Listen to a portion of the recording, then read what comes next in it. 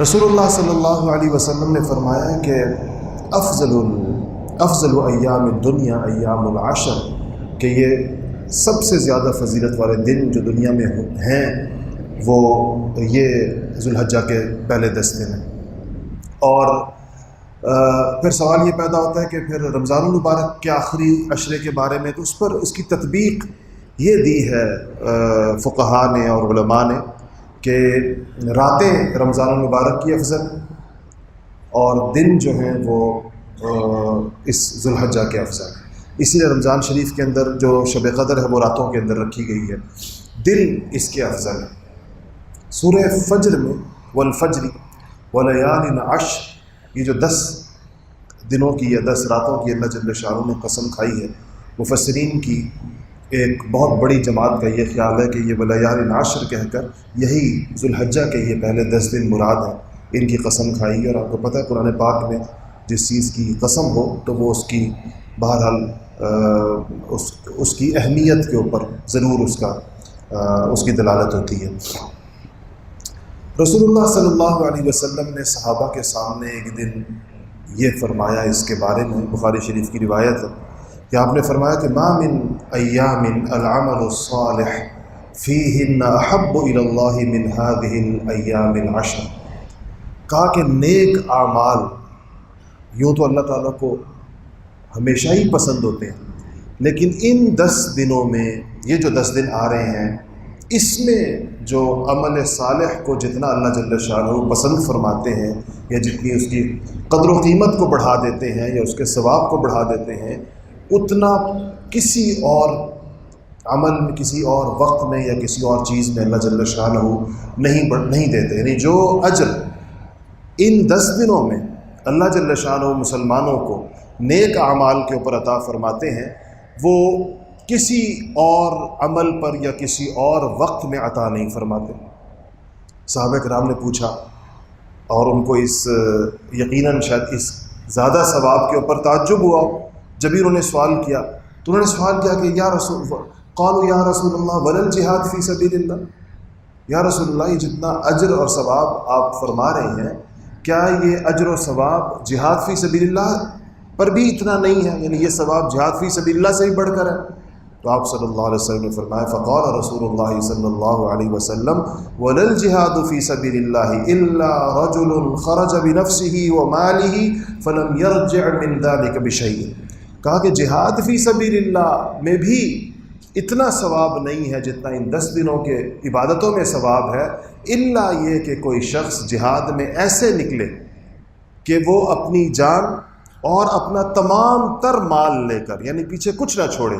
اپنی جان اور اپنا تمام تر مال لے کر اللہ کے راستے میں نکلے اور اس میں سے کوئی چیز بھی واپس نہ آئے، نہ اس کی جان واپس آئے نہ اس کے مال میں سے کوئی چیز واپس آئے۔ اگر ایسا جہاد کسی نے کیا ہو تو وہ جہاد تو اس سے زیادہ ثواب کا باعث ہو سکتا ہے، ورنہ ان 10 دنوں کی عبادت سب سے زیادہ اجر و ثواب کا باعث ہے اور اس پر اللہ جل شانہ اجر عطا فرماتے ہیں۔ بہت بڑی چیز ہے۔ دیکھیں ایسا جہاد کون کر سکتا ہے؟ ہم جو لوگ کم سے کم یہاں بیٹھے ہیں اپنے بارے میں سوچیں کہ ایسا جہاد جس میں ہم تو جس کو کہنا چاہیے مان لیں تو انگلی کٹانا بہت زیادہ مشکل کام ہے، تو اول تو اپنی جان، اس کے بعد اپنا تمام تر مال مکمل طور پر جسے پیچھے کچھ نہ رہے وہ اللہ کے راستے میں ایسے طریقے سے انسان خرچ کر دے کہ اس میں سے کوئی چیز بچ نہ پائے، تو ایسا جہاد یقینی بات ہے کہ کوئی آسان کام نہیں ہے اور کسی کے ہر ایک کے بس کی بات نہیں ہے۔ اس کے لیے گویا کہ ایک متبادل ہے کہ وہ ان 10 دنوں کی عبادت اور اس 10 دنوں میں اللہ جل شانہ کو راضی کرنے کی شکلیں اختیار کرے۔ علماء نے لکھا ہے کہ یہ جو 10 دن ہیں ذو الحجہ کے، ان کی ایک خصوصیت یہ ہے کہ اس میں جس قسم کی عبادتیں جمع ہیں، عبادتوں کے تمام اقسام کی عبادت اس کے اندر آ سکتی ہے، وہ کسی اور عشرے میں جمع نہیں ہو سکتی۔ مثال دیکھیں، اس عشرے میں اور دیگر عشروں میں بھی تو ہو تو سکتا ہے کہ انسان نمازیں پڑھے، نفلی نمازیں پڑھے اور نفلی روزے رکھے، وہ بھی اور وقتوں میں بھی ہو سکتا ہے، اور زکوٰۃ دے، یہ بھی اور وقتوں میں بھی ہو سکتا ہے، لیکن حج اور قربانی اس کے علاوہ کسی اور وقت کے اندر نہیں ہو سکتی۔ تو یہ وہ عشرہ ہے کہ جس میں نماز روزہ، حج، زکوٰۃ، قربانی، تمام قسم کی جو عبادات ہیں وہ اس ایک 10 دنوں کے اندر جمع ہو جاتی ہیں۔ جو لوگ حج کے اوپر جا رہے ہیں، اللہ تعالیٰ جن کو لے گئے ہیں، کچھ لوگ ابھی جا رہے ہیں، دیکھا جائے تو ان کے لیے دیکھیں تو اس عشرے میں ہم تو یہاں حج تو یہاں والے نہیں کر سکتے، قربانی کی حد تک تو چلے شریک ہیں، لیکن ان کا حج بھی اس کے اندر اسی عشرے میں آ جائے گا۔ تو ساری قسم کی عبادات کو ایک 10 دنوں میں اگر وہ چاہیں اس میں صدقہ کریں، زکوٰۃ دیں، اور اس طرح اصل میں یہ جو عبادات کی جو ڈائیورسٹی یا تنوع جو اس کا ہوتا ہے، یہ خود اللہ تعالیٰ کے قرب کا ایک ذریعہ ہوتا ہے۔ ہمارے بزرگوں میں سے، ہمارے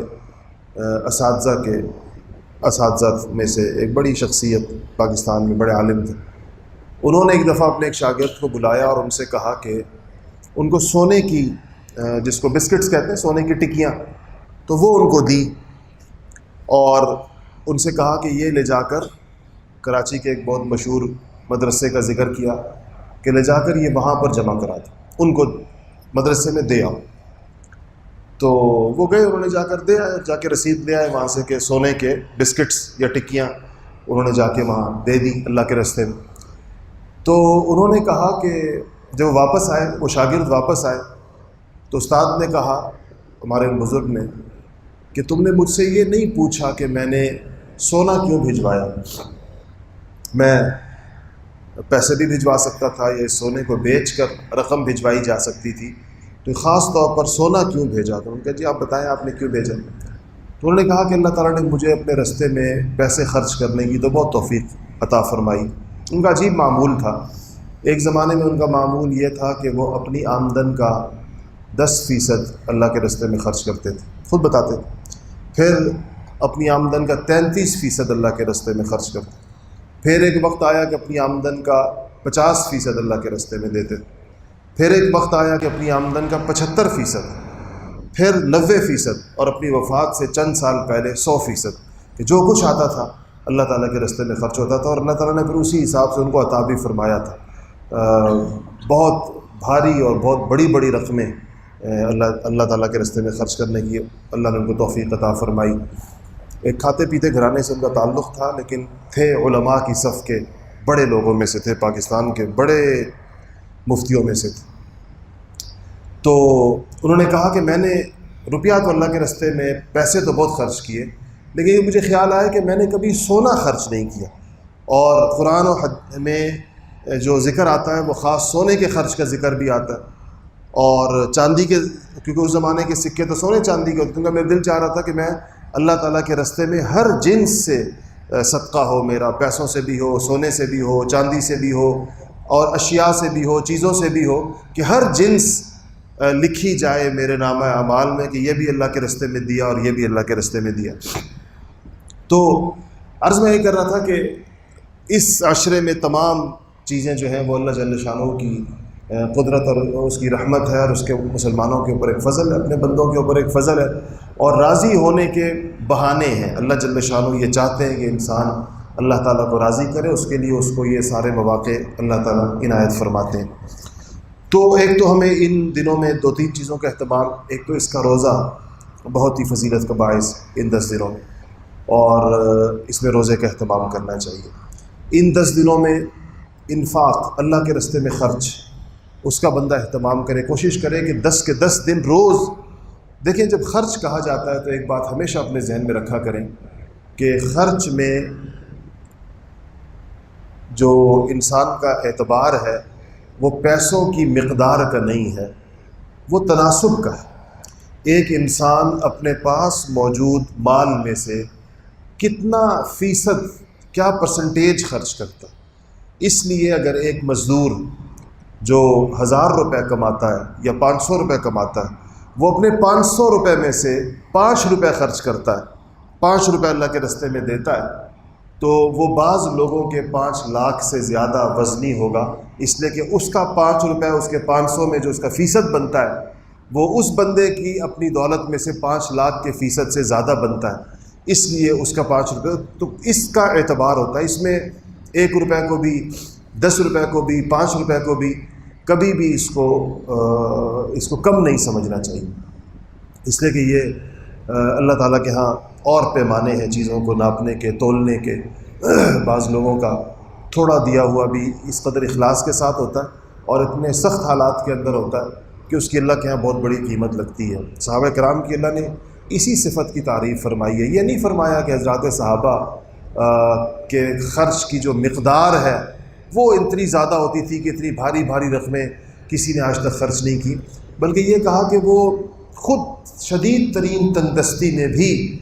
دوسروں کو اپنے اوپر ترجیح دیتے ہوئے خرچ کرتے تھے۔ وَيُؤْثِرُونَ عَلَىٰ أَنفُسِهِمْ وَلَوْ كَانَ بِهِمْ خَصَاصَةٌ، تو وہ پھر بھی خرچ کیا کرتے تھے۔ تیسری چیز میں یہ ہے کہ خرچ، اور چوتھی چیز اس میں یہ ہے کہ نفلی عبادات کا انسان اہتمام کرے، تہجد کا اہتمام کرے، نوافل پڑھے۔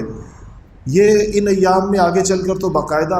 ایام تشریق آئیں گے جس میں اللہ تعالیٰ کی بڑائی، نمازوں کے بعد بالجہر ہم لوگ تکبیرات کہیں گے، لیکن اس پورے عشرے میں اللہ کی بڑائی کو، کیونکہ یہ جو میں نے آیتیں آپ کے سامنے پڑھی جس میں اس کا ذکر ہے، وہاں ہر جگہ لیذکر اسم اللہ، اللہ تعالیٰ کا ذکر کیا جائے اس مہینے کے اندر، یعنی اللہ جل شانہ کی بڑائی کے بول اور کلمات وہ خصوصیت کے ساتھ زبانوں کے اوپر ہو، تو کوئی نہ کوئی مقدار اپنے ذکر کی ضرور متعین کریں اس مہینے، اس عشرے میں، کہ میں 1000 دفعہ لا الہ الا اللہ پڑھوں گا، یا اور حسبنا اللہ و نعم الوکیل، یا اس قسم کے جتنے کلمات، بہت سارے اذکار آتے ہیں، تو اس کا اس مہینے میں خاص طور پر اہتمام کرنا چاہیے۔